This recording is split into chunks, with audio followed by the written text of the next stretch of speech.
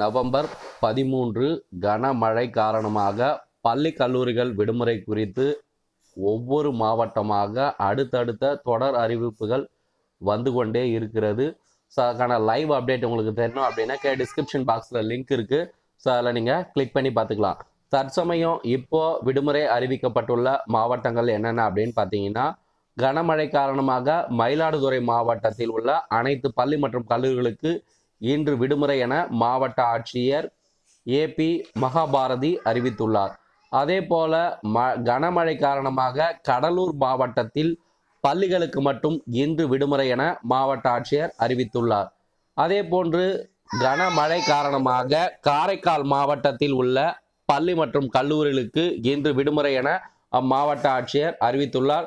தொடர் அப்டேட்டுக்கு நம்ம சேனலை சப்ஸ்கிரைப் பண்ணி வச்சுங்க. இந்த வீடியோவை லைக் பண்ணுங்க. உங்க மாவட்டத்தில் எங்கெங்கெல்லாம் மழை அதிகமாக பெய்யுதோ கமெண்ட்ல தெரிவிங்க.